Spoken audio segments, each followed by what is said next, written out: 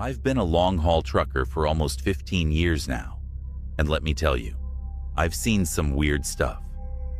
You spend enough nights out on the road, especially in the middle of nowhere, and you start to notice things that just don't sit right. But nothing, absolutely nothing, prepared me for what happened that night on Highway 93, somewhere in the Arizona desert. I was doing an overnight run, hauling a refrigerated trailer from Phoenix to Las Vegas, my usual route. It was the dead of night, maybe around 1 a.m.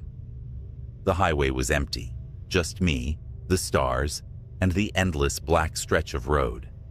I'd done this drive more times than I could count, so I knew every turn, every bend, and every truck stop along the way. But this night felt different from the start. The air was thick and heavy, like something was hanging just out of sight. I had just passed Kingman and was about 50 miles from Hoover Dam when my CB radio crackled to life. I hadn't heard anything but static for the past couple of hours, so it jolted me. At first, I thought it was just another trucker on the same route, but when I grabbed the receiver, all I could hear was heavy breathing. Not static, not voices, just breathing. "Breaker 19, you good out there?"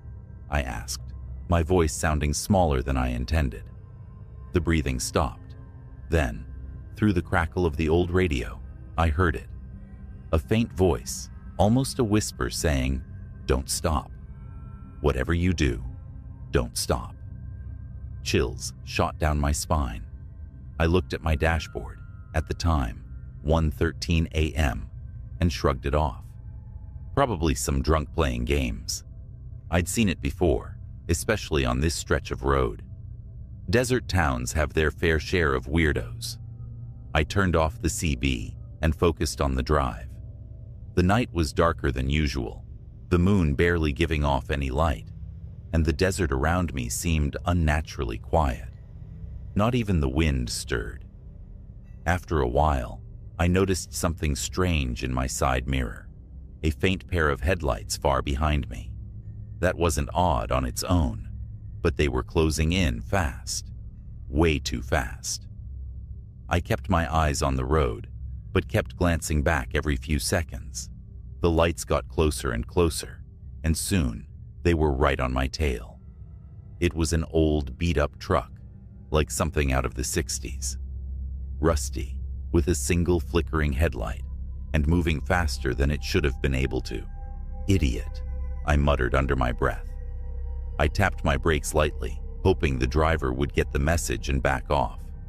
Instead, the truck swerved to the side, pulling up next to me. I glanced over, and what I saw wasn't possible. There was no one in the driver's seat, just an empty cab, the steering wheel moving on its own. The truck was keeping pace with me, its engine roaring like a beast, and for the first time in years, I felt real fear. This wasn't a prank. This was something else. Something wrong. The truck stayed beside me for what felt like minutes, though it could have only been seconds. Then, just as suddenly as it appeared, it veered off the road, plowing into the desert dust and vanishing into the night. No skids, no crash, nothing, just gone. I didn't slow down. If anything, I sped up, gripping the wheel until my knuckles turned white. I didn't care what had just happened. I was getting to Vegas and not stopping for anything. My heart pounded in my chest, and every shadow on the road seemed to move. About 10 miles later, the air around me began to change. It got colder, unnaturally cold for the desert at night. My dashboard thermometer dropped, showing 30 degrees, then 20, then 10, all in the span of a few minutes. Frost formed on the inside of my windows. I glanced at my trailer through the side mirror and saw it. Fog or mist, swirling around the back of the truck, creeping around the edges like icy fingers. Then, the temperature hit 0, and the truck stopped. Not me. The truck. It just stopped moving, dead in the middle of the highway. I jammed the gas, tried to turn the wheel, but nothing worked. It was like something had latched onto the trailer and was holding it in place. The fog around the back of the truck thickened. I could see it in my mirrors, coiling and twisting, like something was alive inside it. I slammed the emergency lights on and grabbed my flashlight from the dash. Heart racing, I opened the door and jumped out. The air was freezing. My breath came out in thick clouds as I moved around the truck, my boots crunching on the frosty asphalt. As I reached the back of the trailer, I froze. There, standing in the fog, was a figure. It was tall, impossibly tall, and draped in what looked like tattered old clothing, like something out of another time. Its face was hidden beneath a hood, but I could feel its eyes on me, watching, waiting. "Who's there?" I shouted, trying to sound tougher than I felt. My voice echoed in the night. The figure didn't move. It just stood there, motionless, surrounded by the swirling mist. I stepped forward, shining the flashlight directly at it, but the beam seemed to bend around it, refusing to touch the thing. Then, slowly, it raised its arm and pointed at the trailer. "What the hell?" I whispered. I backed up a few steps, my hand trembling. Something inside me screamed to get back in the truck, to drive and never look back, but I couldn't. I needed to see what was inside. Maybe that thing was telling me something, warning me. I unlatched the trailer door, my hands numb from the cold. The fog spilled out as soon as I opened it, thick and heavy, pouring onto the road. I held my breath, flashlight in hand, and stepped inside. The cold hit me like a wall. My flashlight flickered, and for a moment, I thought it was going to die. But then, through the beam, I saw them. Bodies, stacked and frozen, wrapped in plastic, like they were nothing more than cargo. Their faces. I'll never forget their faces, eyes wide open, mouths frozen in silent screams. I stumbled back, tripping over myself as I fell out of the trailer. My mind raced, trying to make sense of it. Human cargo? How? Why? I had no idea what was happening, but I knew one thing. I was done with this run. I jumped back into the cab, slammed the door, and floored it. The truck roared to life, the frost melting off the windows, the thermometer slowly rising as I sped away from that nightmare. But as I drove, I couldn't shake the feeling that I wasn't alone. That figure, whatever it was, had let me go. But I knew it wasn't finished with me. Not yet. For the next few hours, I drove in silence, the weight of what I'd seen pressing down on me. When I finally reached Vegas, I parked the truck at the depot, left the keys in the ignition, and walked away. I didn't care about the job, the pay, none of it.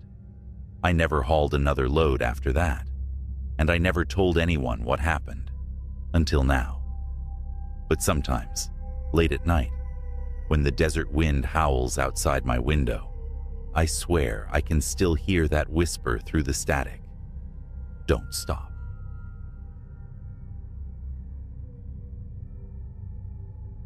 I've been a long-haul trucker for 20 years now, and I've heard all the stories.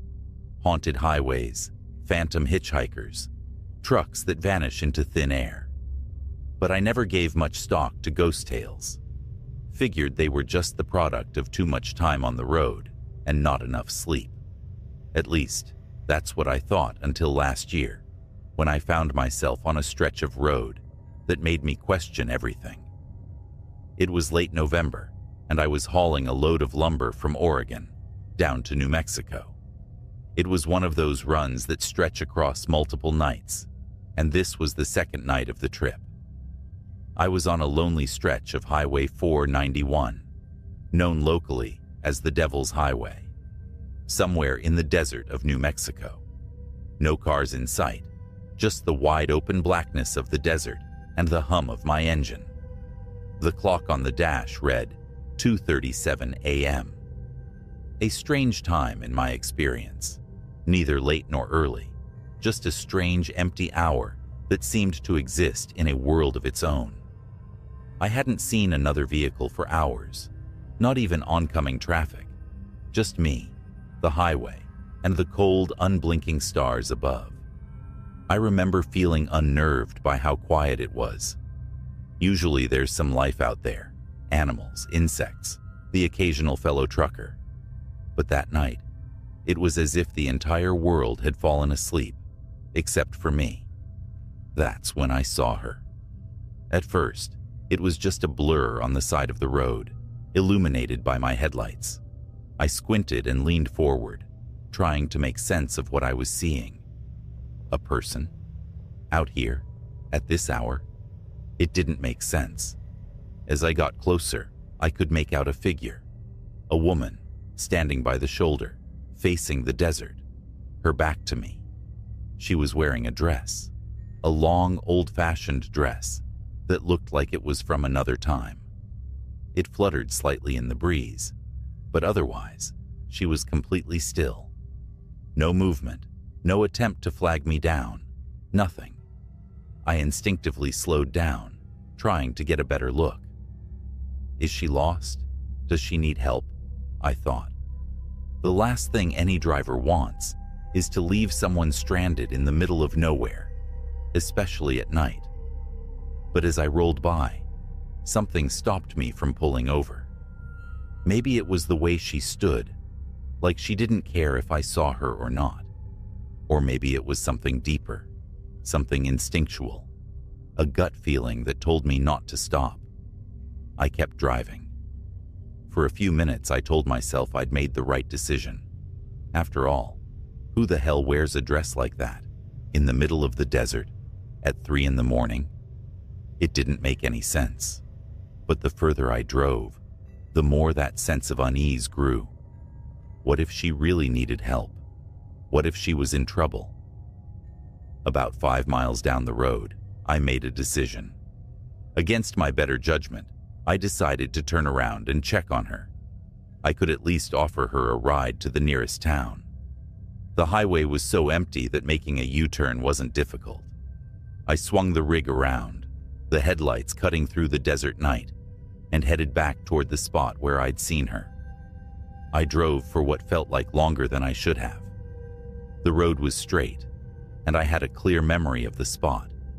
But as I got closer, something felt off. I couldn't find her. I slowed the truck down to a crawl, scanning the sides of the road, the ditch, even further out into the desert. But she was gone. Maybe she got picked up, I muttered to myself. Or maybe, and more likely, she'd wandered off. A cold feeling washed over me. I felt stupid, but more than that, I felt relieved. Relieved I hadn't stopped the first time. Relieved that whatever it was I had seen, I didn't have to deal with it anymore. I turned the truck around again and got back on my original route. Another hour passed, and I tried to shake off the encounter. Tried to convince myself it had been nothing, just my eyes playing tricks on me. But as the road stretched on, that feeling of dread lingered, sitting in my chest like a weight. At 3:45 a.m., my CB radio crackled to life. "Breaker 19, you copy?" came a voice, deep and gravelly, one I didn't recognize. I picked up the mic.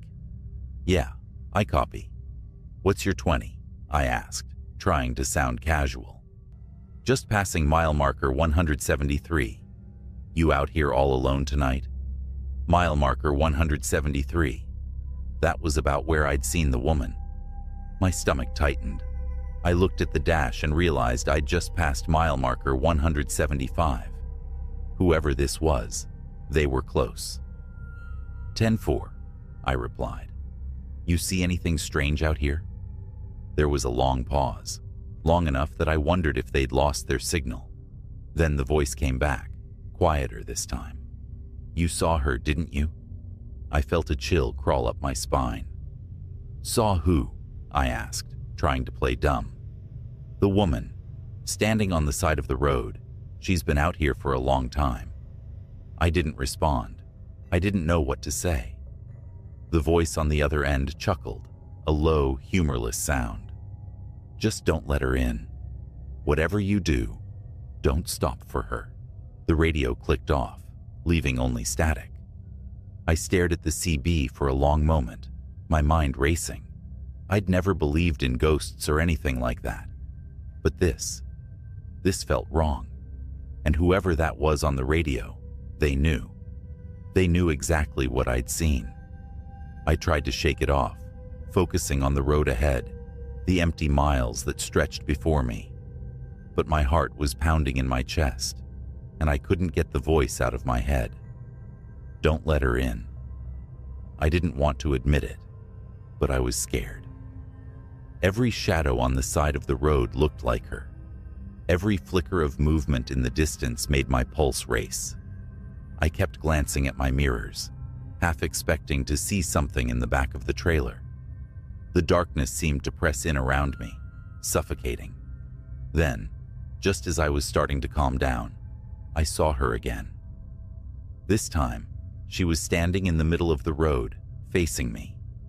My headlights illuminated her pale face, her eyes wide and dark, her lips slightly parted. She wasn't moving, just standing there, staring at the truck as it barreled toward her. I slammed on the brakes, the tires screeching as I fought to control the rig. The truck came to a shuddering halt, just feet from where she stood. My hands were shaking, my heart hammering in my chest. I stared at her through the windshield, my breath fogging up the glass. For a long moment, neither of us moved. I could see her more clearly now, her dress tattered and dirty, her hair tangled and wild. She looked wrong, like something wearing the skin of a person, but not quite understanding how to be one. Then, slowly, she raised her hand and pointed at the passenger door. I locked the doors. For what felt like an eternity, we sat there, me in the cab, and her out in the cold desert night, her finger still pointing at the door. I didn't know what she wanted, but every instinct in my body told me not to open that door, not to let her in. Finally, after what felt like hours, she lowered her hand and turned, walking slowly off the road and into the desert. I watched her until she disappeared into the darkness, swallowed up by the night. I sat there, engine idling, for a long time before I finally put the truck back in gear and started driving again. I didn't turn on the radio. I didn't look in the mirrors. I just drove as fast as I could, putting as much distance between me and that spot as possible. I made it to New Mexico just after dawn, dropped the load, and took a week off. I needed time to process what had happened. But no matter how much time passes, I'll never forget that night. I still think about it sometimes, late at night when I'm out on the road. And every time I pass through that stretch of highway, I hear that voice in my head again. Don't let her in.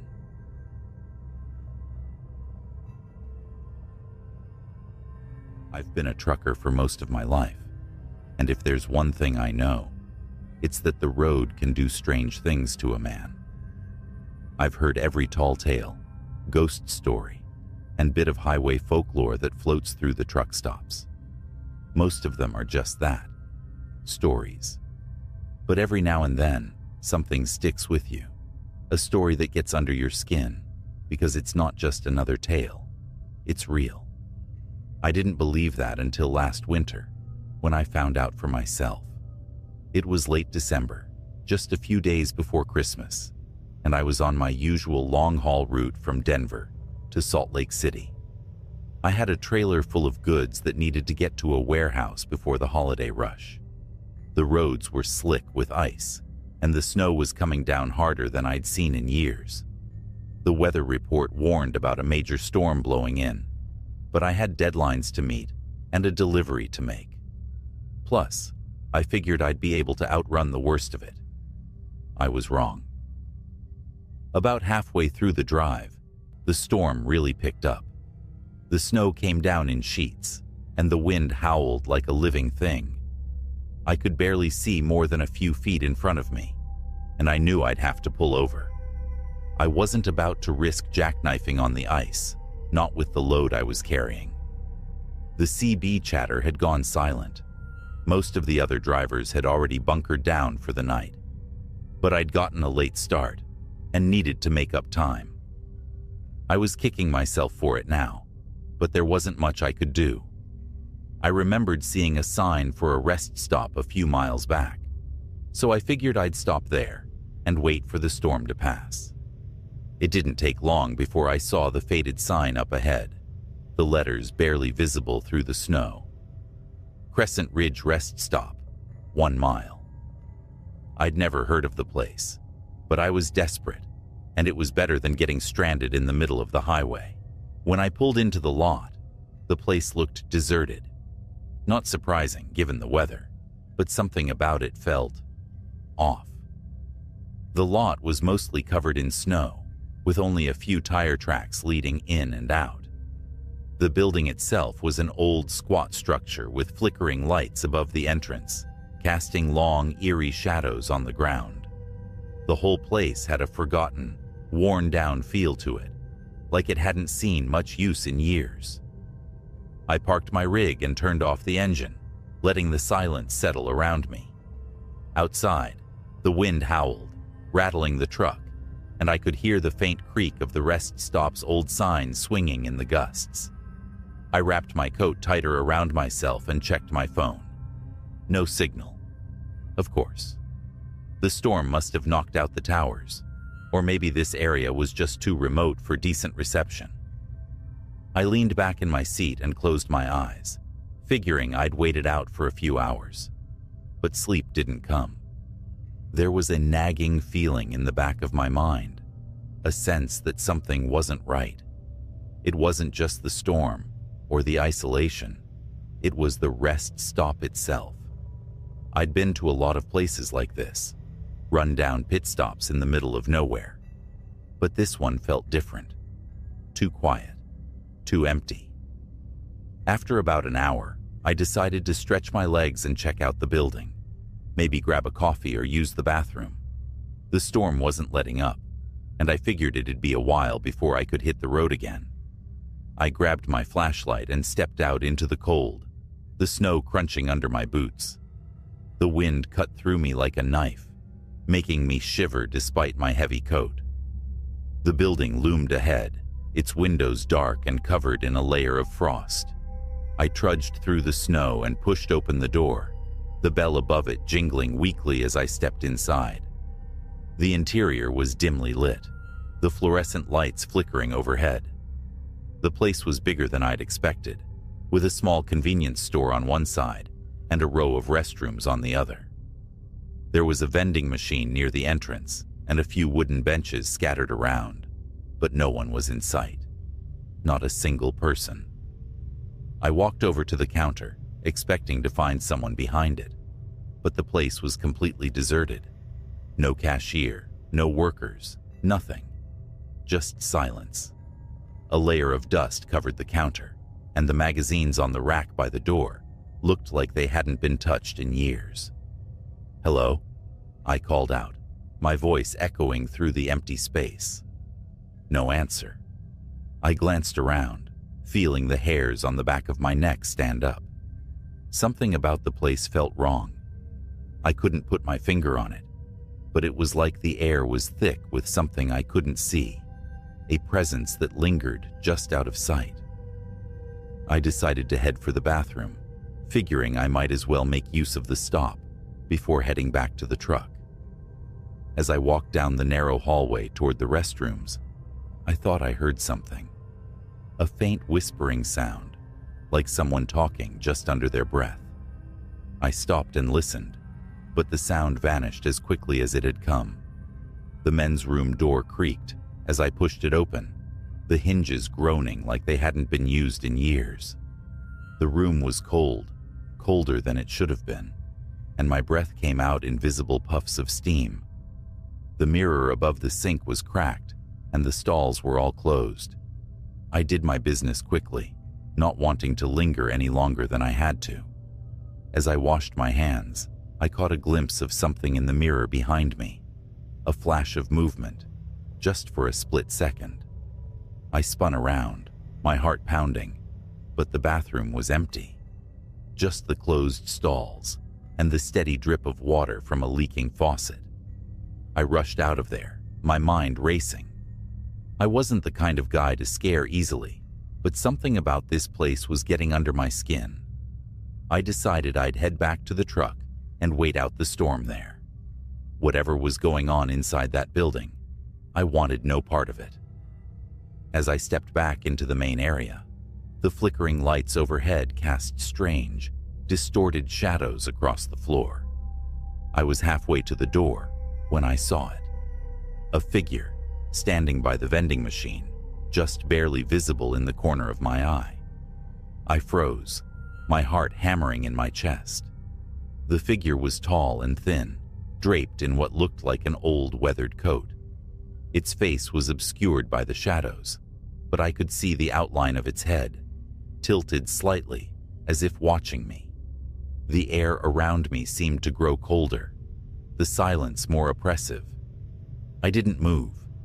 I didn't dare. For what felt like hours, the figure stood there, motionless, watching. Then, slowly, it raised one hand and pointed toward the door. I took the hint. I bolted for the exit, my boots slipping on the icy floor as I scrambled outside. The wind hit me like a wall, but I didn't care. I ran for my truck, flung open the door, and jumped inside, slamming it shut behind me. I locked the doors, my breath coming in ragged gasps. My hands were shaking as I started the engine, and I quickly threw the rig into gear, desperate to get as far away from that place as possible. But as I pulled out of the lot, my headlights swept across the rest stop one last time, and that's when I saw them. Dozens of figures, standing in the snow, surrounding the building. They were tall and thin, just like the one I'd seen inside. Their faces were obscured by the darkness, but I could feel their eyes on me, watching as I drove away. I didn't stop. I didn't look back. I drove through the storm for hours, white-knuckling the wheel until I finally reached the outskirts of Salt Lake City. When I pulled into the truck stop, I was exhausted, but more than that, I was shaken to my core. I asked around about Crescent Ridge Rest Stop later that day, hoping to find out what the hell had happened. But no one had heard of it. Not the other truckers, not even the locals. It wasn't on any maps, and when I tried to look it up, nothing came up. It was like the place didn't exist. I haven't driven that route since. But every now and then, when I'm out on the road late at night, I think about those figures, standing in the snow, waiting for something, waiting for someone. And I pray I never find out what.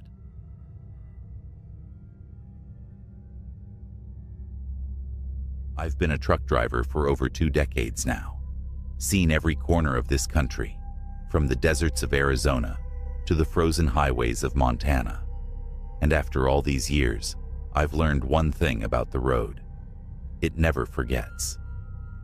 People think it's just asphalt and lines, something you drive over and forget. But I'm telling you now, some roads, especially the ones that go through the middle of nowhere, they remember. And they don't always let you pass. This happened about 6 years ago, and I've never been the same since. It was mid-January, one of those cold, bitter winters where the air felt like needles on your skin. I had a haul that night, a run from Dallas to Kansas City. Not a short trip by any means, but I've done worse. It was one of those nights where the highway seemed to stretch forever, an empty ribbon under a blanket of stars. The occasional car or truck would pass, but for the most part, it was just me and the road. I'd been driving for hours without incident, listening to the drone of my engine and the hum of the tires on the asphalt. The CB chatter had died down, and the radio was out of range. Around midnight, I came up on a part of the route I didn't recognize.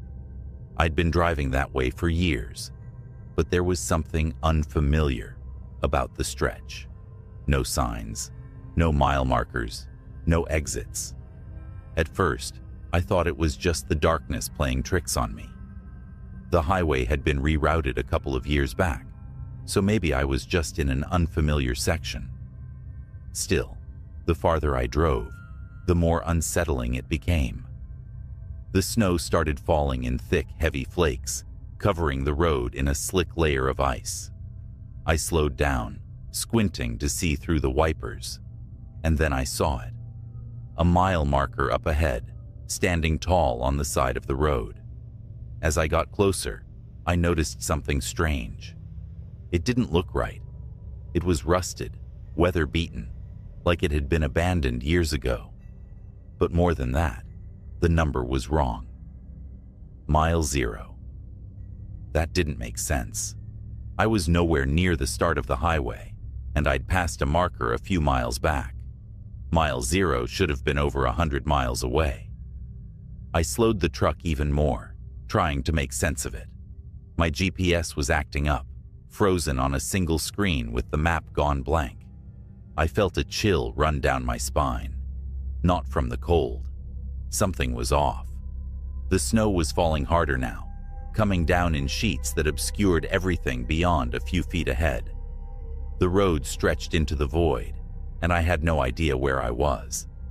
A part of me thought about pulling over, but the idea of stopping on that stretch filled me with a deep, primal fear. I had to keep moving. I turned on my high beams, but all they did was reflect back the endless swirl of snow. That's when the first sound came. A low hum, barely audible above the engine, like static from an old TV. At first, I thought it was the radio acting up again, but the sound didn't come from the speakers. It came from outside. I checked the mirrors, but there was nothing behind me, just the road, covered in white, and the darkness. Still, the sound grew louder, and it wasn't static anymore.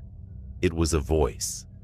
I couldn't make out the words at first, just a low, monotonous tone, like someone whispering through a wall. The hair on my arms stood up, and I gripped the wheel tighter. I'd been through some eerie places before, but nothing like this.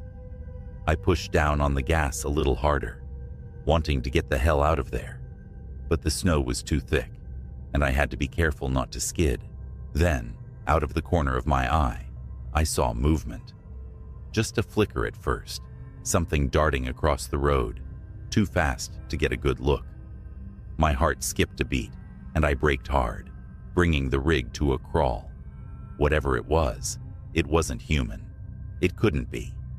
Another mile marker appeared on the side of the road, its outline barely visible through the snow. Mile 0. I blinked. I'd just passed that marker. How could I be here again? I glanced down at the dashboard, the clock ticking away as if nothing was wrong. But everything was wrong. I was stuck, somehow driving in circles, but there were no turns, no exits, no other roads. The world around me had become an endless loop. I radioed out on the CB, hoping some other driver might hear me, might know this part of the road. Breaker, breaker. This is Big Red, on Interstate 35 North. Does anyone copy? Silence. I waited, hearing nothing but the hum of the road and the whispering static in the air. I tried again. This is Big Red. Anyone out there? More silence. And then, something. Faint, crackling through the static. A voice, low and broken, almost drowned out by the noise. Not here. What? I leaned forward, holding the mic close. Say again. Who's out there? More static. Then, the voice returned, clearer this time. You're not supposed to be here. A chill shot through me, freezing me in place. I couldn't tell if it was a man's voice or a woman's, just that it was hollow, empty, like it was coming from a long, long way away. What do you mean? I asked, my voice shaky. Where am I? But the CB crackled and went dead again. I cursed under my breath, heart pounding in my chest. I checked the mirrors again, my hands shaking. There was nothing behind me, nothing but swirling snow and darkness. Another mile marker. Mile 0. I slammed my fist against the steering wheel, panic bubbling in my chest. I needed to stop.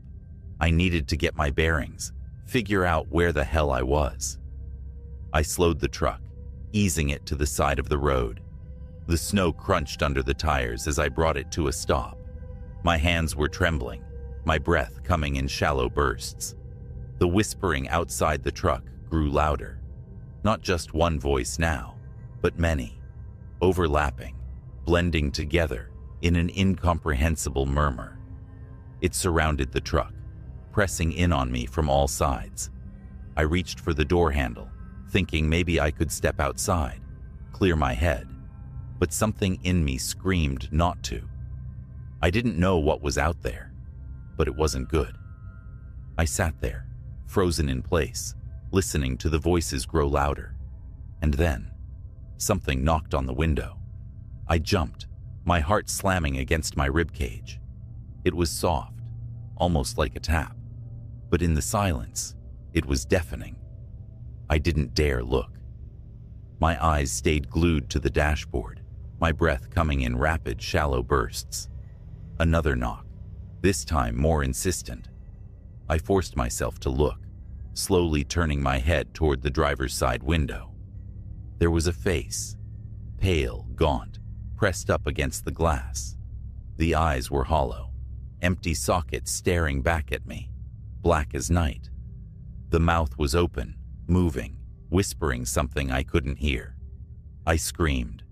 Without thinking, I slammed the truck into gear and floored it, the tires spinning on the ice before they caught traction. The rig roared to life, barreling down the snow-covered road. But the face, those eyes, they were burned into my mind. As I drove, the voices faded, the snow easing up. I didn't look back. I couldn't. I just kept driving, desperate to get away from that stretch of highway. I don't know how long I drove for, maybe minutes, maybe hours. But eventually the snow stopped, and I found myself back on a familiar road, the GPS flickering back to life. The radio was still dead, but at that point, I didn't care. I was out. I never did figure out what happened that night. I tried looking it up, tried finding that stretch of road, that mile 0, but there was nothing. It didn't exist. But I know what I saw. I know what I heard. And every now and then, when I'm driving late at night, I think about those voices, those eyes, and that whisper. You're not supposed to be here. And I wonder if one day I'll find that road again. Or worse, if it'll find me.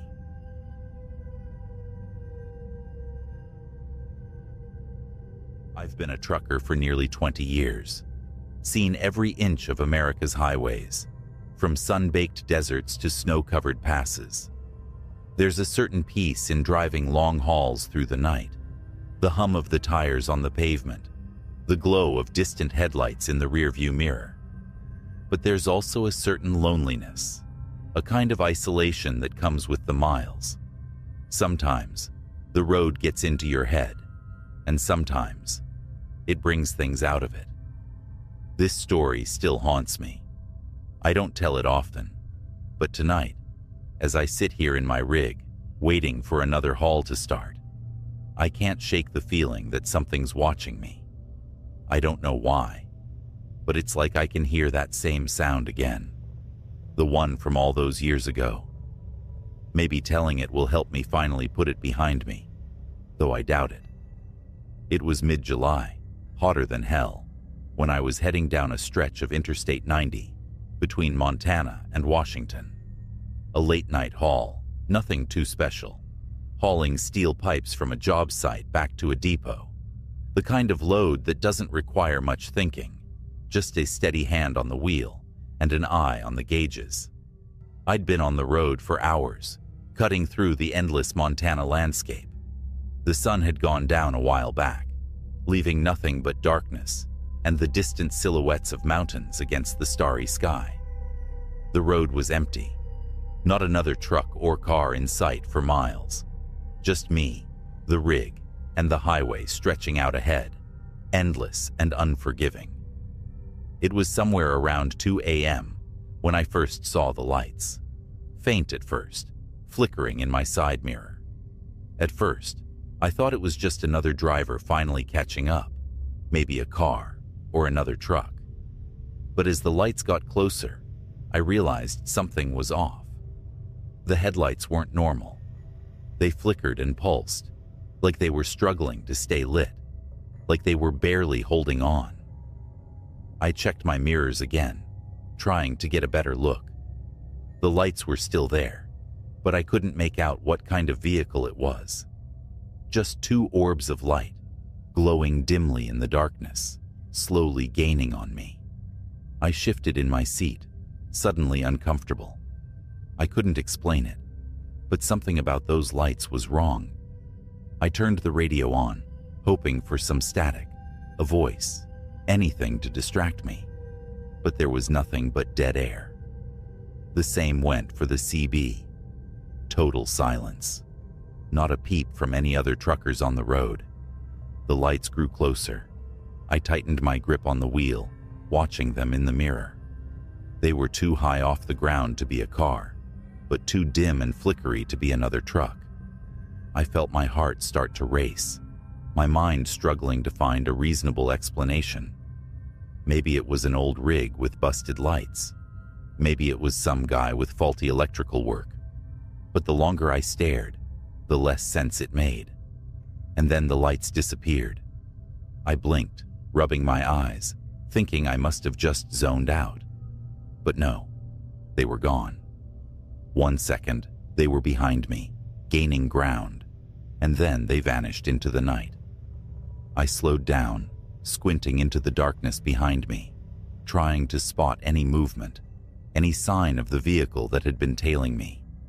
But the highway was empty. There wasn't a single light in sight. No headlights, no taillights, just the empty dark road and the hum of my engine. My stomach tightened. Something wasn't right. I could feel it, like a low buzz of anxiety running through my veins. I picked up speed again, trying to push the uneasy feeling out of my mind. The road stretched on, winding through the rolling hills, and for a while, everything seemed normal. That's when the knocking started. At first, I thought it was just something loose in the trailer. It's not uncommon for loads to shift a bit, especially when you're hauling pipes. But this knocking, it wasn't coming from the trailer. It was coming from under the cab, right beneath my seat. It started slow, just a few light taps, like something was bumping against the undercarriage. I frowned, trying to figure out what could be making the noise. Maybe I'd picked up some debris, or maybe something had come loose on the frame. But the knocking got louder, more insistent, like someone was banging on the floor of the truck with their fists, trying to get my attention. I gritted my teeth, refusing to stop. I wasn't about to pull over on this deserted stretch of highway in the middle of the night. I'd had my fair share of bad experiences with hitchhikers and weirdos out here, and I wasn't about to risk it again. The knocking continued, growing more frantic. Bang, bang, bang. I felt the hairs on the back of my neck stand up, a cold sweat breaking out on my forehead. Something about that sound. There was an urgency to it, a desperation, like whatever was under my truck needed to get in. I glanced down at the floor, my foot hovering over the gas pedal, ready to floor it. And then, the knocking stopped. For a second, I almost convinced myself it had all been in my head. Just the monotony of the road, combined with the exhaustion setting in. I was tired after all, probably just hearing things. But then, in the rearview mirror, I saw them again. The lights. Except this time, They weren't behind me. They were beside me. I turned my head, my heart hammering in my chest, and saw it. A truck. Old. Rusted. Its headlights flickering weakly, struggling to stay on. The cab was black, the paint peeling and cracked, like it had been left out to rot for years. The trailer it was hauling was covered in grime, the logo faded and unrecognizable. But what made my blood run cold wasn't the truck itself. It was the driver. He, or it, was slumped over the wheel, his face hidden in the shadows. His hands, pale and skeletal, gripped the steering wheel, the knuckles standing out stark against the decaying skin. His head hung low, almost touching the dashboard, like he was too weak to hold it up. I stared in horror as the truck paced me, matching my speed perfectly. The flickering lights cast eerie shadows on the road, and every time they flickered out, the driver's figure seemed to shift slightly, like he was moving, twitching. I slammed my foot on the gas, the engine roaring as I tried to outrun whatever the hell that thing was. My truck lurched forward, the tires squealing against the pavement. But the rusted truck stayed with me, its old engine groaning in protest but keeping pace. I could feel my pulse racing, my hands slick with sweat as I gripped the wheel. I had to get away. I had to lose it. But no matter how fast I went, the truck stayed beside me, its driver slumped over, his bony hands gripping the wheel like a corpse behind the wheel of a ghost rig. And then, just as suddenly as it had appeared, the truck veered off the road. I gasped, watching as it swerved into the ditch, the trailer bouncing violently as it disappeared into the darkness. I slowed down, my heart pounding, staring at the spot where it had vanished. But there was nothing. No wreck, no sign of the truck, just the empty road stretching out behind me into the night. I pulled over, my hands shaking uncontrollably. I needed to breathe, to calm down, to make sense of what had just happened. But as soon as I stopped, I heard it again. The knocking. This time it was coming from inside the cab. My heart stopped. Slowly, I turned my head toward the passenger seat, where the sound was coming from. And there, in the shadows, I saw him. The driver. The same skeletal figure I'd seen behind the wheel of the ghost truck, sitting in my cab. His hollow eyes stared at me, his cracked lips pulled back in a grin that stretched too wide, too far. For a moment I couldn't move, couldn't breathe. Then he spoke, his voice a rasp, barely above a whisper. "You'll never outrun it," I screamed, throwing the truck into gear, my foot slamming down on the gas pedal. The engine roared as I tore down the highway, the wind howling past the windows. But no matter how fast I went, the knocking continued, the driver's face etched into the darkness beside me. I don't know how long I drove for. Hours, maybe. Days. But eventually, the knocking stopped. The passenger seat was empty. The road was empty. But every night since then, I've heard it. That knocking. Always starting slow, then building, like it's getting closer. And I know one thing for sure. I'll never outrun it.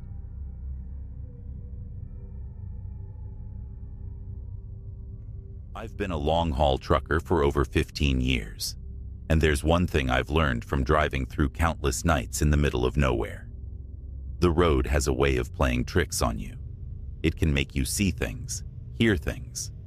But sometimes, it's not your mind playing tricks. Sometimes, the road itself is alive with something darker, something waiting just beyond the reach of your headlights.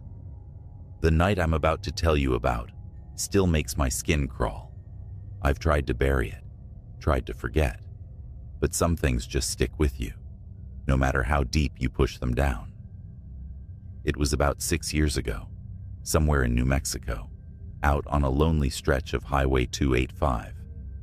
I'd been on the road for hours, hauling a load of electronics from Tucson to Denver. It was just after midnight, and the highway was dead quiet.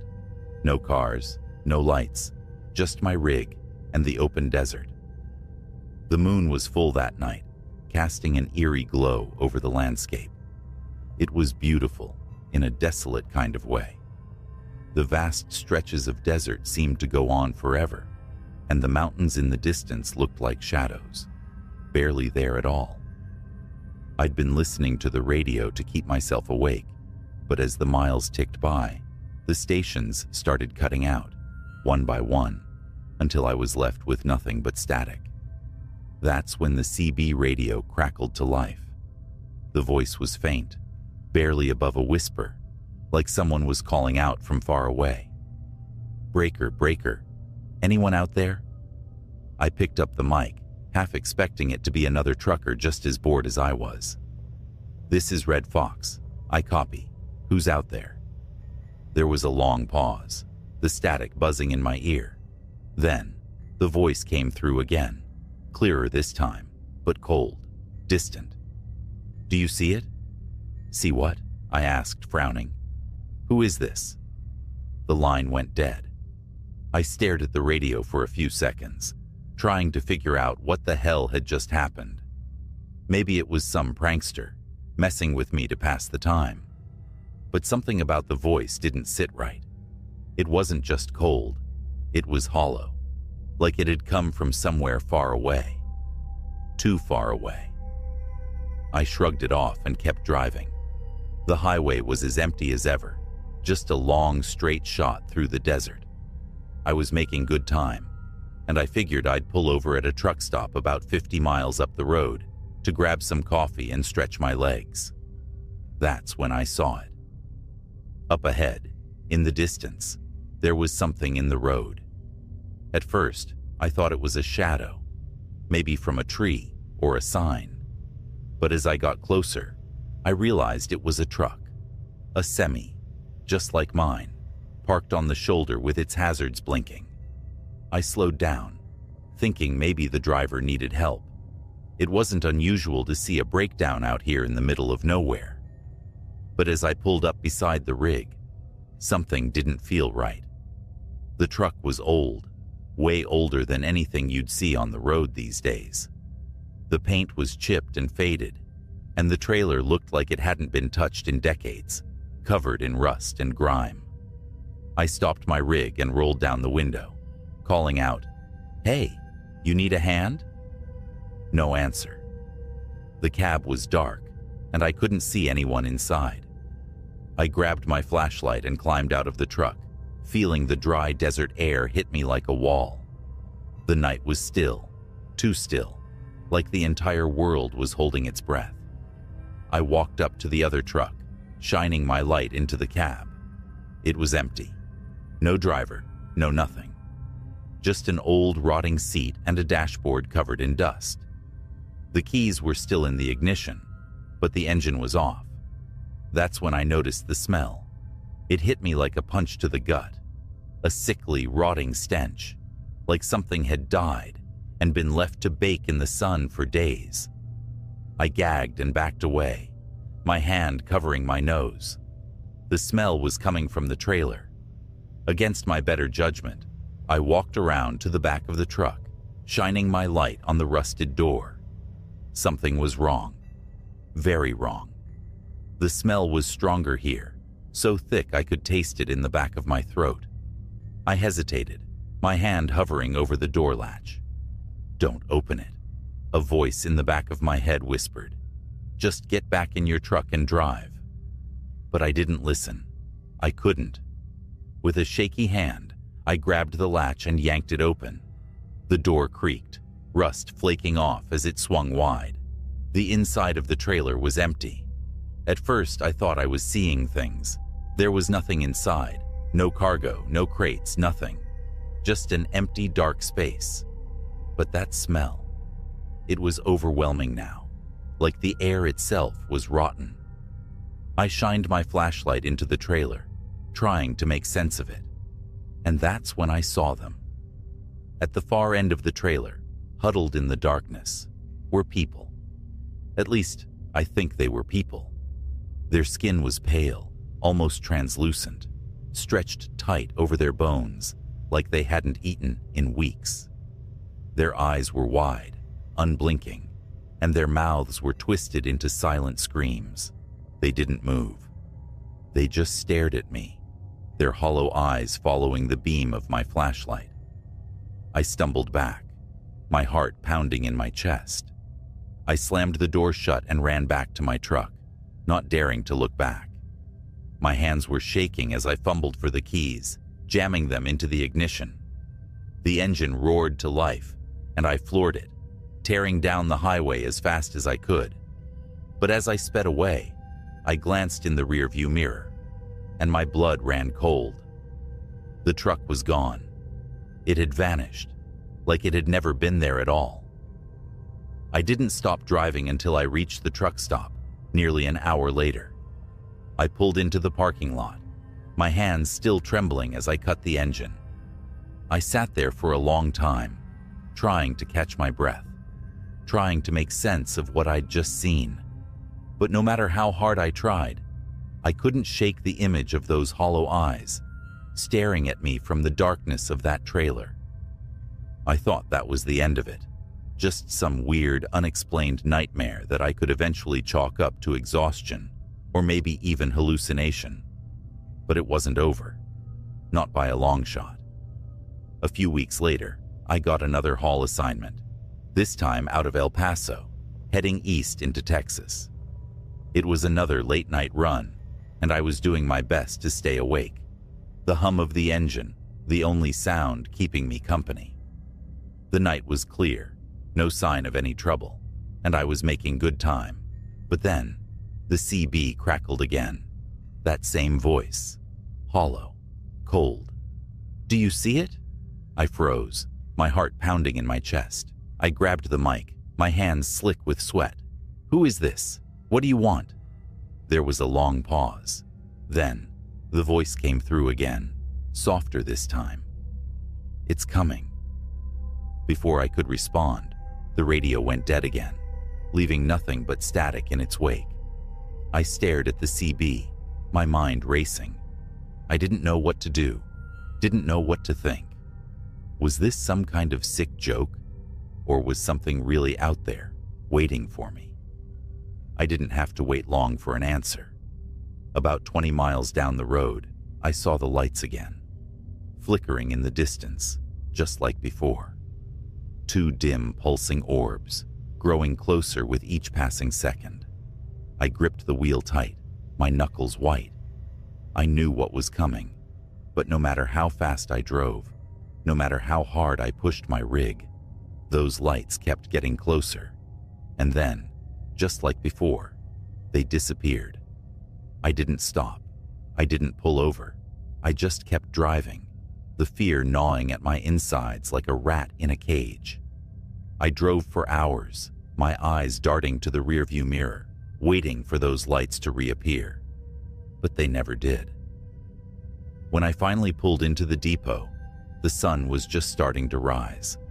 I climbed out of my truck, my legs weak and shaky. I looked at the trailer, half expecting to see something, or someone, inside. But it was empty. I don't know what I saw that night, or the nights that followed. But one thing's for sure. I'm not the only one who's seen it. There are others out there, other truckers, other drivers, who've heard the voice on the radio, who've seen the lights on the highway, who've smelled that sickly, rotting stench. The road isn't just a place. It's alive, and it's hungry. And if you're not careful, it'll take you too.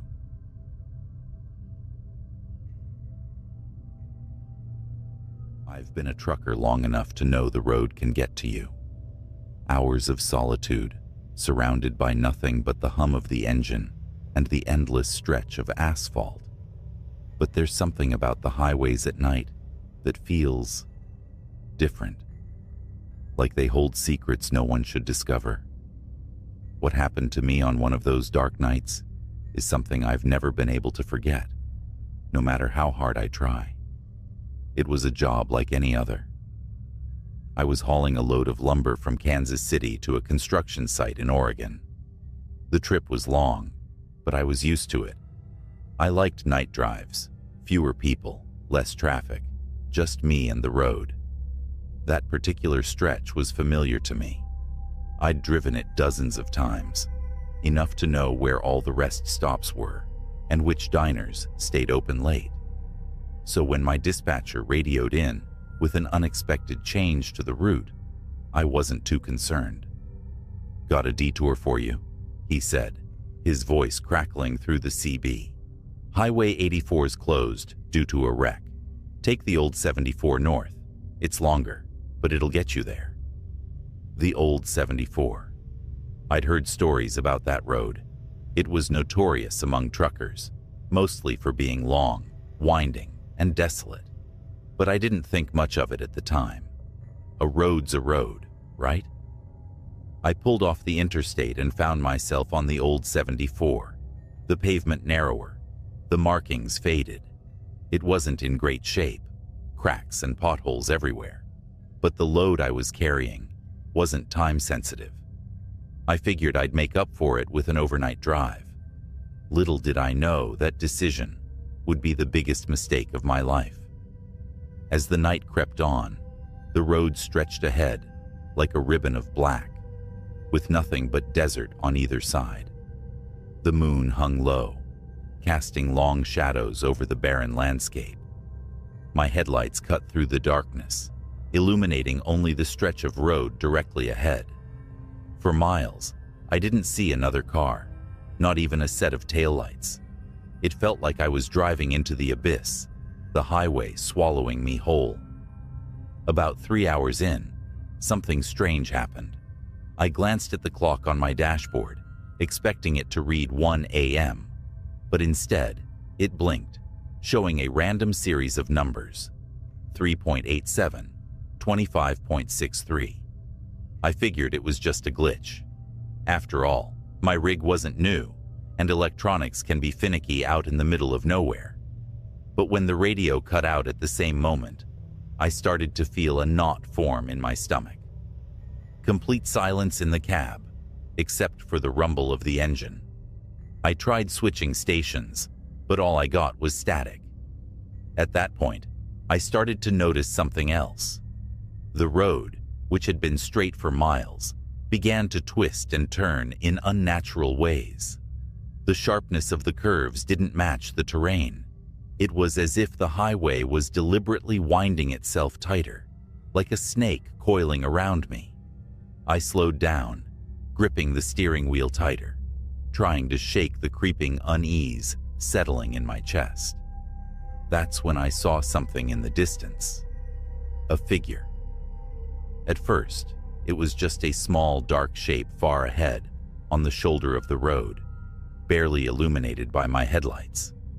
I figured it was a hitchhiker, though it was strange to see anyone out here at this hour. As I got closer, the figure became clearer. A man, standing perfectly still, facing away from me, wearing old-fashioned clothes, like something out of the 1950s. His suit was dusty and tattered, but what really caught my attention was his hat, a wide-brimmed fedora that looked like it hadn't been taken off in years. I slowed the rig down even more, squinting into the dark. Something about the man felt off. He didn't move, didn't turn to look at my truck as I passed, just stood there, stiff as a statue, staring off into the desert. The hairs on the back of my neck stood on end. I wasn't about to stop. People do weird things at night. But this guy, there was something wrong with him. I kept going, watching the figure fade in my mirrors, trying to put it out of my mind. Maybe he was just some eccentric traveler. Maybe he'd lost his way. But 10 minutes later, I saw him again. The same man, same tattered suit, same wide-brimmed hat.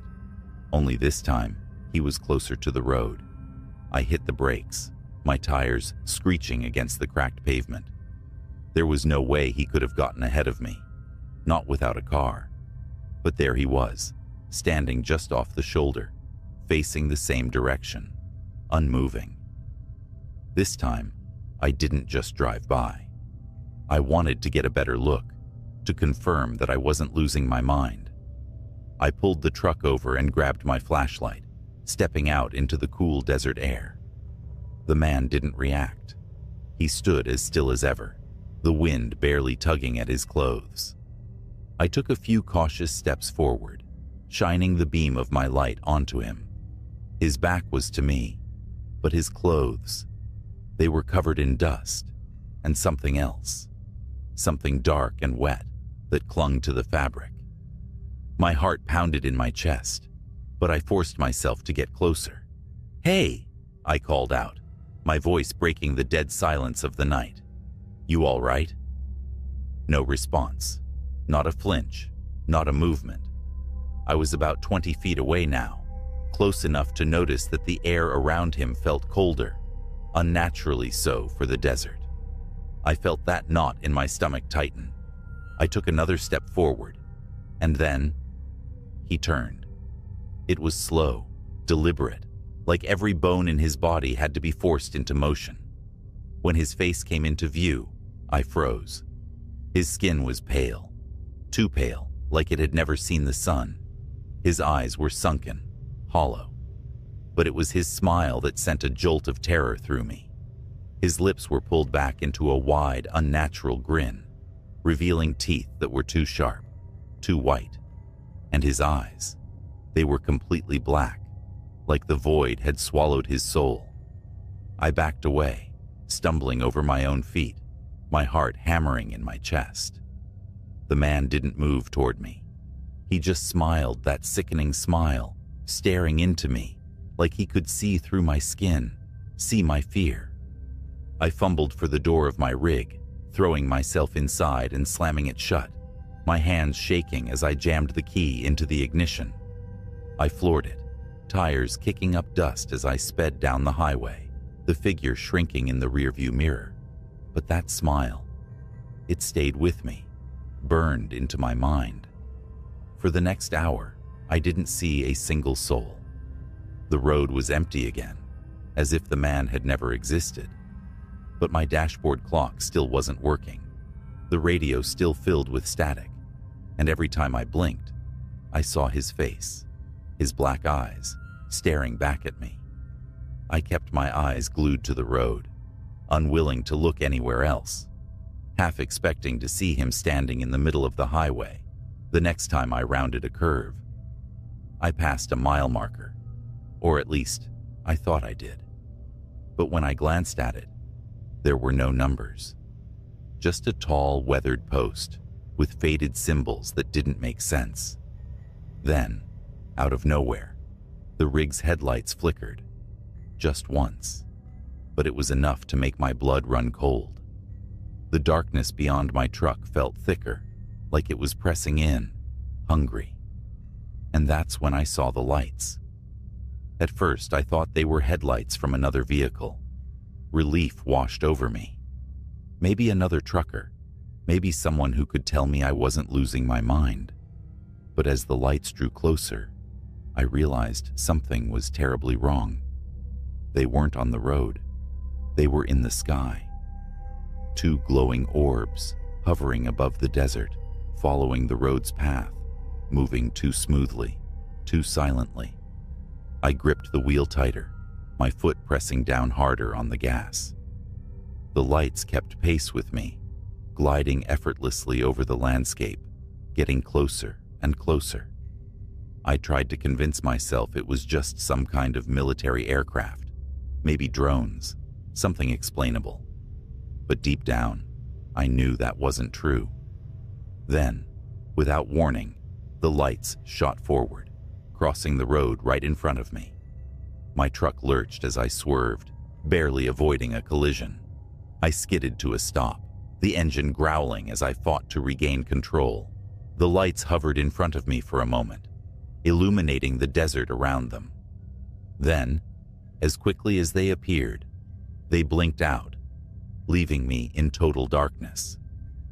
I sat there, my chest heaving, staring into the blackness where the lights had been.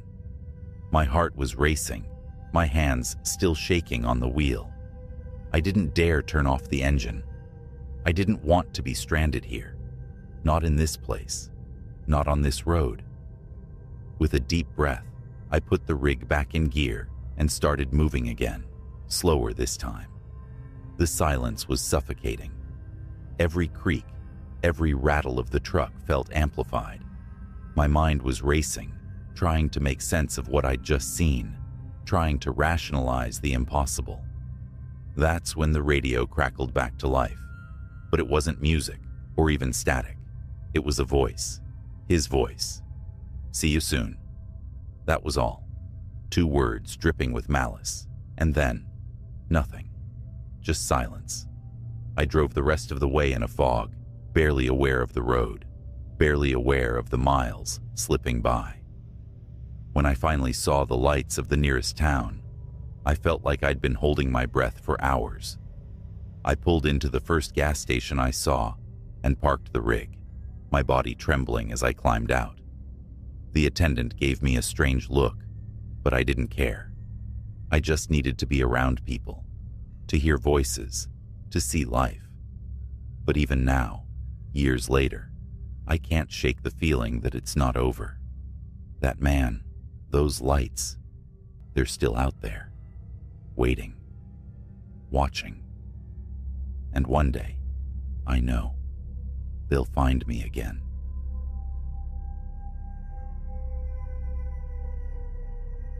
I've been a long-haul trucker for almost 20 years, and let me tell you, I've seen some things that would make your skin crawl.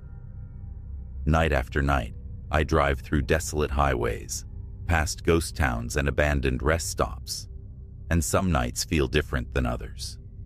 But one night changed everything, and I still wake up screaming sometimes, haunted by that experience. It all started on a chilly October evening. I had just picked up a load of medical supplies in Los Angeles, destined for a small town in Northern California. The dispatcher told me to take Highway 5 north, but I decided to take a shortcut through the mountains. I thought I knew the route well enough, but there are some things about the road you can't predict. As the sun dipped below the horizon, the world around me fell into darkness. I flicked on my headlights, illuminating the winding road ahead. The air was crisp, filled with the smell of pine and earth. I tuned the radio to a local station, hoping to catch some music to keep me awake, but all I got was static. I shrugged it off. Sometimes, the mountains played tricks on signals.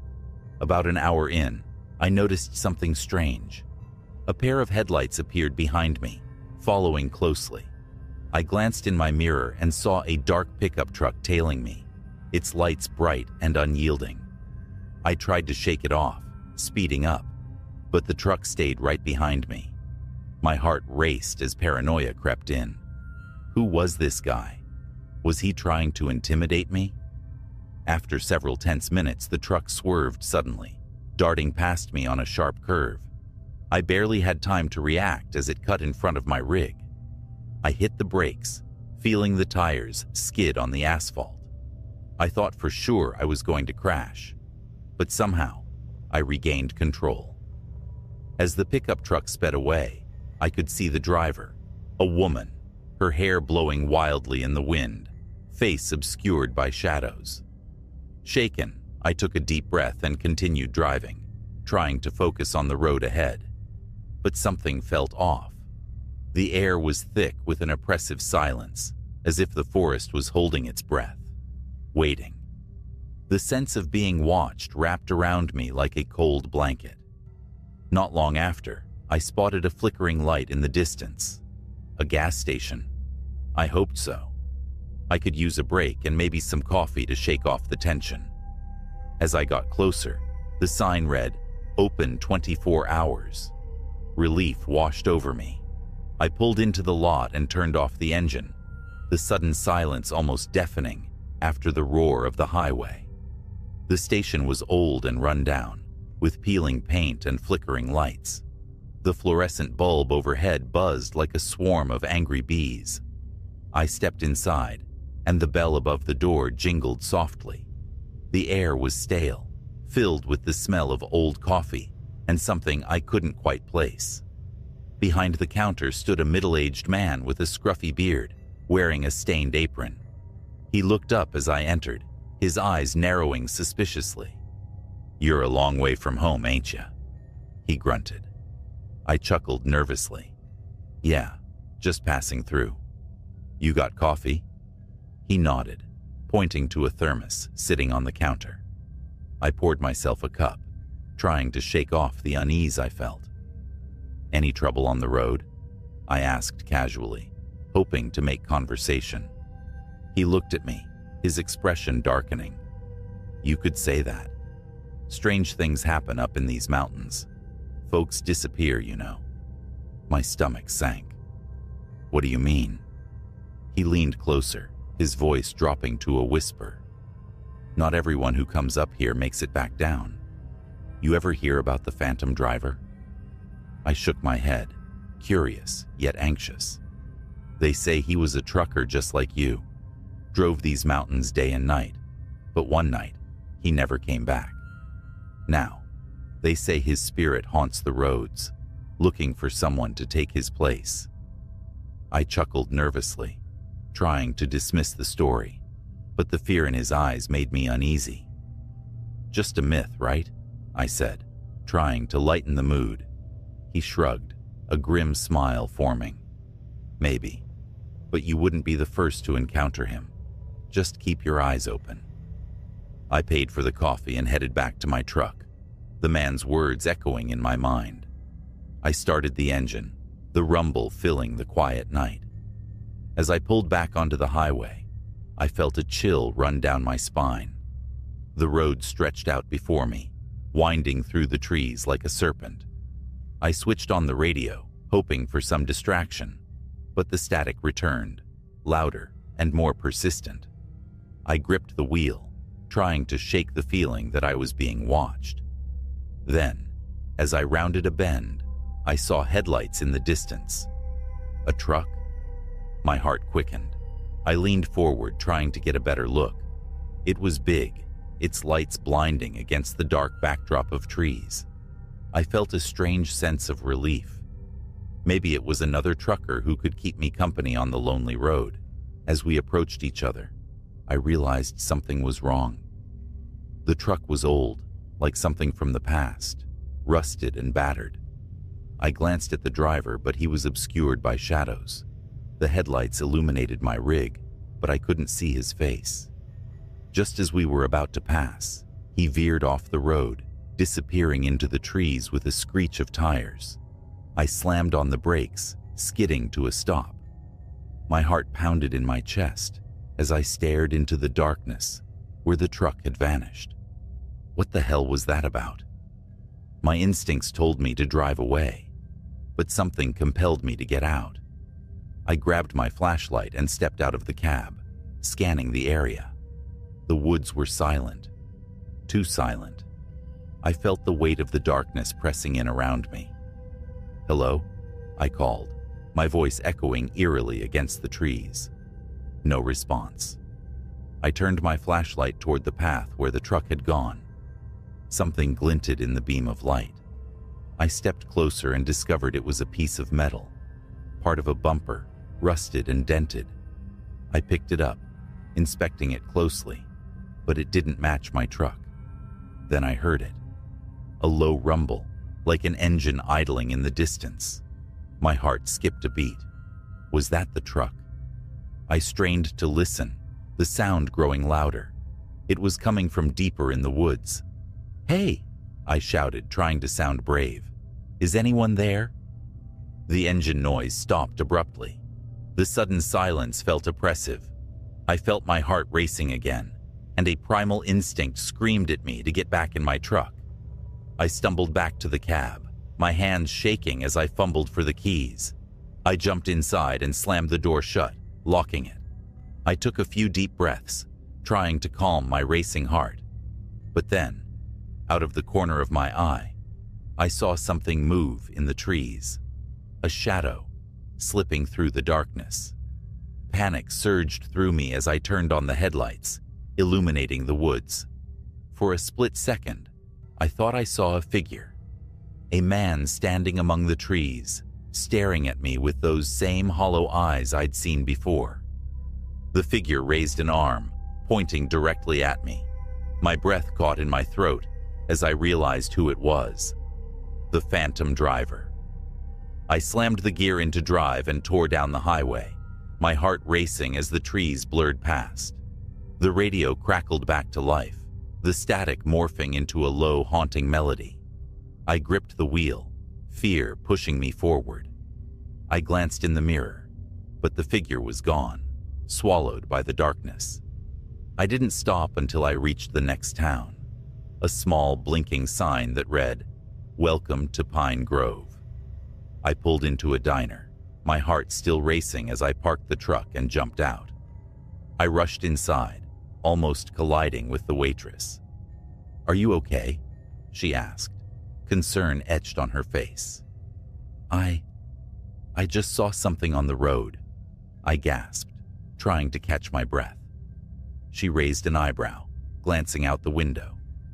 "You're not the first to say that tonight. There's been talk about a phantom trucker in these parts." My blood ran cold as I realized I hadn't been the first to encounter him. I spent the night in that diner, surrounded by other truckers, each one sharing their own stories of the old trucker who roamed the mountains. Some claimed he was searching for his lost load. Others said he was looking for someone to take his place, to drive the roads he could no longer navigate. The more they talked, the more I felt the weight of dread pressing down on me. When the sun finally rose, I felt a sense of relief wash over me. I climbed back into my truck, determined to put the whole thing behind me. I would take the longer route through the valley, avoid the mountains altogether. But as I drove away, the feeling returned, a chill in the air, the sound of an engine rumbling in the distance. I glanced in the mirror one last time, half expecting to see him again, but the road behind me was empty. I thought I had escaped him. I thought I was free. But I learned that night that the road has a way of keeping its secrets. It wasn't until later, while driving through another town, that I saw a familiar face on a missing persons poster. The driver's eyes, hauntingly familiar, seemed to bore into me from the paper. The ghost of the phantom driver was still out there, and I realized with a sinking feeling that I wasn't just running from him. I was becoming part of his story, forever chasing shadows on the road.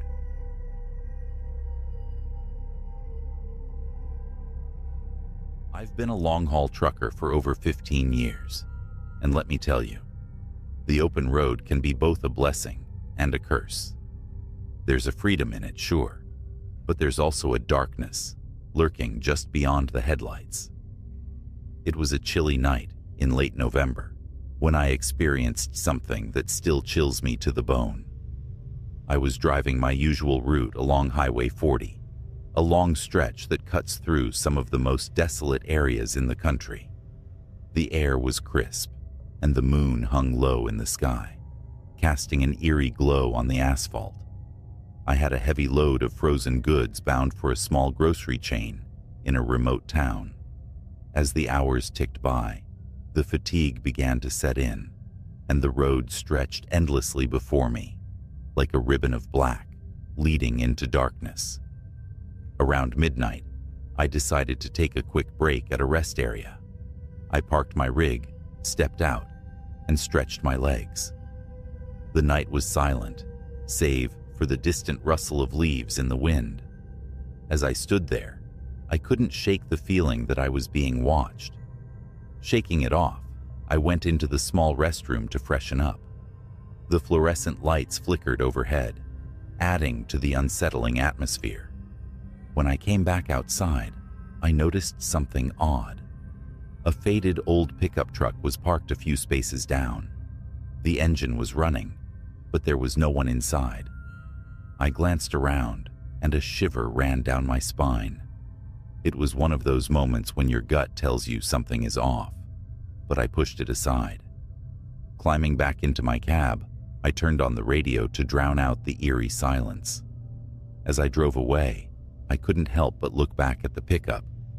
The driver was still nowhere to be seen. I shrugged it off as a strange occurrence and focused on the road ahead. A few miles later, I noticed a flicker of light in my rearview mirror. It was the same pickup truck, tailing me closely. My heart began to race. I thought maybe the driver needed help, but I wasn't going to stop. I accelerated, hoping to lose them. But the truck matched my speed, and my anxiety turned to panic. The minutes dragged on, the headlights behind me a constant reminder of my growing fear. I took a series of turns, hoping to shake the driver, but no matter what I did, the truck remained on my tail. The darkness seemed to close in around me, and the only sound was the hum of the tires on the road. Then, just as I reached a particularly desolate stretch, the pickup truck swerved off the road and disappeared into the trees. I let out a sigh of relief, thinking I had finally lost them. But moments later, I saw the lights reappear, this time directly in front of me, illuminating the road like a spotlight.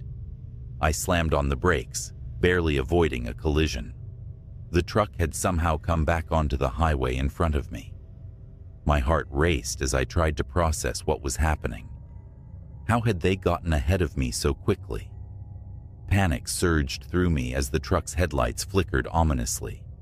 I could see the figure inside the cab, a silhouette shrouded in darkness, staring straight ahead. I wanted to call for help, but my phone had no signal. I felt utterly alone on that desolate road. In a fit of desperation, I swerved off the highway and onto a gravel path, thinking I could find a way to escape this madness. I drove deeper into the woods, hoping to find some kind of safety. The sound of crunching gravel under my tires echoed in the stillness. But then, I heard it. The unmistakable roar of an engine revving behind me. I looked in my mirror, and the pickup was back, more aggressive than before. My heart pounded in my chest as I floored the accelerator, trying to outrun the specter that was pursuing me. I twisted and turned, the headlights illuminating the trees as I raced down the narrow path. The pickup truck was relentless, its engine growling like a beast behind me. Just when I thought I had lost them in the maze of trees, I found myself at a dead end, a clearing surrounded by thick woods. I threw the truck into reverse, my mind racing. But before I could turn around, the pickup truck skidded to a halt behind me, blocking my only escape route. I felt a cold sweat trickle down my back. I was trapped. That's when I saw the driver step out of the truck. He was tall, dressed in a worn flannel shirt, and had a wild look in his eyes. I could barely see his face, but his presence filled me with an overwhelming sense of dread. "What do you want?" I shouted, my voice trembling. He didn't answer. Instead, he moved closer, his footsteps heavy on the gravel. I fumbled for my phone, but it was useless. No signal, just an empty screen staring back at me. The figure loomed closer, and I could finally see his face. A haunting grin stretched across his lips, twisted and unnatural. Suddenly, he raised his arm, and I felt a surge of terror wash over me. I grabbed my keys, ready to fight or flee. I slammed the truck into drive and pressed down on the gas pedal, the tires spinning in the gravel. I swerved around him, narrowly escaping. The pickup truck was still blocking my way, but I had to take my chance. I veered off the path, crashing through the underbrush and into the woods. Branches scratched at the windows as I barreled through the trees, praying I wouldn't get stuck. Behind me, I could hear the engine roar back to life, the sound echoing through the forest. The madman was still coming after me. I could feel the panic rising, a surge of adrenaline propelling me forward. I didn't care where I was going. I just needed to escape. Suddenly, I broke free of the trees and found myself on a narrow road that led back to the highway. I quickly turned the wheel, not looking back. I drove like a bat out of hell, heart racing, praying I'd put enough distance between myself and that twisted figure. As I merged back onto Highway 40, I glanced in the rearview mirror. The road was empty. I felt a wave of relief wash over me, but it was short-lived. Just as I began to relax, I noticed something in the distance, a flicker of headlights. I blinked, my heart sinking. It couldn't be. I watched in horror as the familiar pickup truck appeared, seemingly materializing from thin air. The figure inside was back, his expression unchanged. He leaned out the window, grinning maniacally as he accelerated toward me. I floored the gas pedal, my heart pounding against my ribs. I was trapped in a nightmare I couldn't escape. The pickup truck gained on me, the driver relentless in his pursuit. No matter how fast I drove, he was always right behind me, the headlights burning bright. I finally spotted a rest area up ahead and veered off the highway, desperate for safety. I jumped out of the truck, my breath coming in ragged gasps as I sprinted toward the building. Inside, I found a group of people gathered around a table, laughing and chatting, completely oblivious to my panic. I burst through the door, shouting for help. They turned, their faces filled with confusion. "The man in the truck! He's coming for me!" I yelled, my voice shaking. They stared at me like I was crazy. But then I heard it, the roar of an engine outside. My heart dropped. I rushed to the window and looked out. The pickup truck had pulled into the lot, but it was empty. No driver, just the vehicle sitting there, idling ominously. I stumbled back, feeling a wave of nausea. "Where is he?" I gasped. One of the patrons, an older man with a graying beard, stepped forward. "What did you see?" he asked, concern etched on his face. I recounted the harrowing tale, my voice trembling. The others listened intently, the laughter dying down as they exchanged uneasy glances. "That truck belongs to a local legend," the man said quietly. "A trucker who died years ago on this very highway. Some say he roams these roads, searching for lost souls. Others say he takes the form of another driver, always chasing." My skin crawled as I processed his words. "So, I'm not the first." He shook his head. "No, many have encountered him. But you're lucky. You escaped." As the reality of the situation sank in, I felt a mix of relief and dread.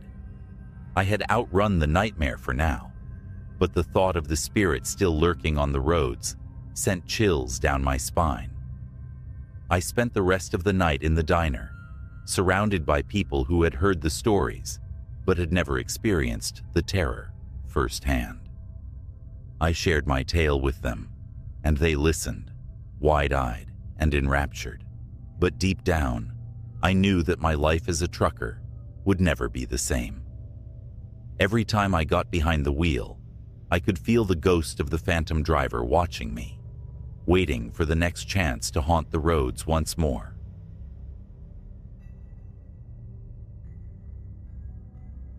I've been a long-haul trucker for nearly 20 years, traversing the lonely highways of America. Most nights, the road is just me and my thoughts, the hum of the engine lulling me into a trance. But one night changed everything. It was late October, the air crisp with the scent of autumn, and I was on my way to deliver a load of supplies to a small town in Montana. The sun had set hours ago, leaving only the stars to light my way. As I drove through a particularly remote stretch of Highway 87, I noticed the headlights of another vehicle in my rearview mirror. At first, I thought nothing of it. Traffic was usually light on these back roads, but as the minutes passed, the vehicle got closer, and I could see it was a pickup truck, old and battered, its headlights flickering like a dying star. My heart rate quickened. I didn't like the way it was tailing me. I decided to pick up the pace. I pressed down on the accelerator, the big rig roaring to life. But no matter how fast I drove, the pickup stayed right on my tail, as if it were tethered to my truck. My gut told me something was off. I took a sharp turn, hoping to lose the truck, but it followed, its headlights like an unyielding predator. I was starting to panic, my thoughts racing as I envisioned all the horror stories I'd heard over the years. Was this driver a gang member, a psychopath, or something worse? Then, the pickup truck swerved off the road and disappeared from my view. I breathed a sigh of relief, thinking I'd finally shaken it off. But just as I relaxed, I saw it reappear ahead of me, parked on the shoulder, its engine off. I felt a cold dread settle over me. As I got closer, I saw the figure of a man standing next to the truck, silhouetted against the faint light of the moon. He raised his hand as if to wave me down. Instinct kicked in, and I felt my grip tighten on the steering wheel. Should I stop? Should I help him? Every fiber of my being screamed to drive past, but the Good Samaritan in me hesitated. I slowed down, pulling over to the side. "Need help?" I shouted out the window, trying to keep my voice steady. The man didn't answer. He simply stared at me, his face obscured in shadow. I felt a chill run down my spine as I noticed the way he leaned against the truck.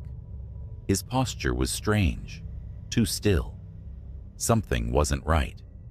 "Hey," I called again, this time more forcefully. Finally, he stepped forward, revealing himself in the light. His clothes were tattered, and his eyes were sunken deep into his skull. A feeling of dread washed over me. I realized he didn't look like someone who had simply broken down. He looked hollow, like a ghost walking among the living. I started to back up slowly, my instincts screaming at me to get out of there. But as I turned the wheel, the man suddenly lunged for my cab, his face twisting into a snarl. "Don't go! Help me!" My heart raced as I hit the gas pedal. The truck lurched forward, tires squealing on the asphalt. I glanced back, and the man was gone, swallowed by the darkness. I didn't stop until I reached a nearby truck stop, my mind still reeling. I parked my rig and climbed out, my hands shaking. The rest area was dimly lit, and a few other truckers lounged around, seemingly unfazed. I approached a group, hoping to shake off the night's tension. "Hey, did you guys see a pickup truck on the road?" I asked, trying to sound casual. They looked at me strangely. "What pickup truck?" one of them replied. "Ain't nobody around here but us." My stomach dropped. I described the man, but they just shook their heads. "Sounds like you saw the ghost of Highway 87, an older trucker said, his voice gravelly. "Happens to folks all the time. He lures you in, and then what?" I pressed, my heart racing. "Then you vanish, just like him. Some say he's looking for help. Others say he wants revenge." I didn't need to hear more. I thanked them and made my way back to my truck, the cool night air doing little to ease my racing heart. I climbed into the cab and locked the doors, determined to get some sleep. Just as I settled in, I heard a tapping sound. My eyes shot open, and I turned to see the shadowy figure of the man from earlier, standing outside my window. I felt the blood drain from my face.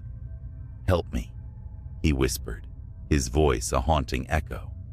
I slammed the door locks and ducked down, praying he would go away. But the tapping continued, relentless. "Help me, please." I could barely breathe, my heart pounding in my chest. I felt trapped, like a mouse cornered by a cat. I dared to glance up, and to my horror, I saw his face pressed against the glass, eyes wide and pleading. "Please, don't leave me," he rasped. I couldn't take it anymore. I started the engine, the roar breaking the silence, and floored it, barreling out of the truck stop and back onto the highway. The headlights illuminated the road ahead, but the shadows felt like they were closing in around me. I drove for miles, the engine roaring in protest, desperate to put as much distance between me and that figure as possible. But no matter how far I drove, I could feel him lingering just behind me, the dread in my gut growing heavier with every passing mile. Then, I spotted a small diner up ahead, its neon sign flickering weakly in the night. I pulled in, hoping the bustle of people would somehow shield me from whatever was haunting me. As I walked in, I felt a momentary sense of relief. The diner was filled with truckers and travelers, chatting over coffee and pie. I slid into a booth, heart still racing, and ordered a cup of black coffee. I needed to stay awake, to keep my mind clear. But as I waited, I couldn't shake the feeling that someone was watching me. I looked around, scanning the room, and there he was again, standing outside the diner, the same ghostly figure, his eyes locked onto mine. My breath caught in my throat. I tried to focus on the chatter around me, but I felt his presence like a weight on my chest. "Help me," he mouthed, and I could see desperation etched on his face. I jumped up from the booth, my chair clattering to the floor, and bolted for the door. The truckers looked up, confused, but I didn't care. I had to get out of there. I stumbled outside, but the figure had vanished. I looked around frantically, feeling my heart race as the shadows closed in around me. I jumped back into my truck, locked the doors, and drove off, the diner fading into the distance. I didn't stop again until I reached a truck stop 100 miles down the road, my hands trembling on the wheel. As I stepped out, I saw a group of truckers gathered around, sharing stories. I approached cautiously, still shaken from my ordeal. They welcomed me, and I shared my tale, desperate for some validation. "That's him," one of them said, nodding gravely. "He's a local legend. They say he was killed on this very highway many years ago, and now he's doomed to wander, searching for help that never comes." I shuddered. What happens to those who stop? The trucker's face turned serious.